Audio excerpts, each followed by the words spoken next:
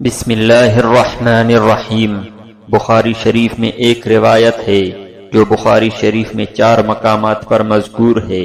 حضور اکرم صلی اللہ علیہ وسلم نے اس روایت کے اندر پڑوسی کے ساتھ ہمدردی اور رواداری کو کمال ایمان کی علامت قرار دیا۔ جو شخص پڑوسی کے ساتھ غمخواری اور ہمدردی کا معاملہ نہیں کرتا ہے وہ مومن کامل نہیں ہے۔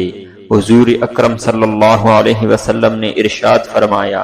جو شخص اللہ تعالی اور آخرت پر ایمان رکھتا ہے وہ ہرگز اپنے پڑوسی کو ایذا نہ پہنچائے، اور جو شخص اللہ تعالی اور آخرت پر ایمان رکھتا ہے وہ ضرور اپنے پڑوسی کے ساتھ ہمدردی اور اکرام کا معاملہ کرے، اور جو شخص اللہ تعالی اور آخرت پر ایمان رکھتا ہے وہ ضرور مہمانوں کی میمانداری اور ان کے ساتھ عزت اور اکرام کا معاملہ کرے۔ جب پڑوسی کے ساتھ ہمدردی اور رواداری کا معاملہ کرنا کمال ایمان کی علامت ہے تو یہی اللہ تعالی اور رسول اکرم صلی اللہ علیہ وسلم سے محبت کی علامت ہوگی۔ جس شخص کے اندر یہ صفات موجود ہے اس کا اللہ تعالی اور رسول سے محبت کا دعویٰ سچا ہوگا، اور جس شخص کے اندر پڑوسی کی ہمدردی نہیں اس کا اللہ تعالی اور رسول سے محبت کا دعویٰ جھوٹا ہے۔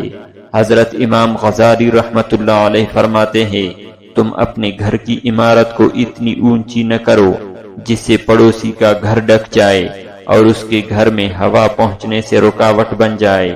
البتہ پڑوسی تمہارے گھر کی اونچا کرنے پر راضی ہے تو کوئی حرج نہیں، اور اپنی اونچی اونچی عمارتوں کے ذریعے غریب پڑوسی کو مت ستایا کرو، اس کا گھر بیکار نہ ہو جائے اور اس کے گھر میں دھوپ اور ہوا داخل نہ ہو۔ اور جب تم بازار سے پھل فروٹ خرید کر لاؤ تو پڑوسی کی یہاں بھی اس میں سے کچھ بھیج دو، ورنہ اس کو اپنے گھر میں خفی طور پر داخل کر دو، اور تمہارے بچے پھل لے کر باہر نہ نکلے، اس سے پڑوسی کے بچے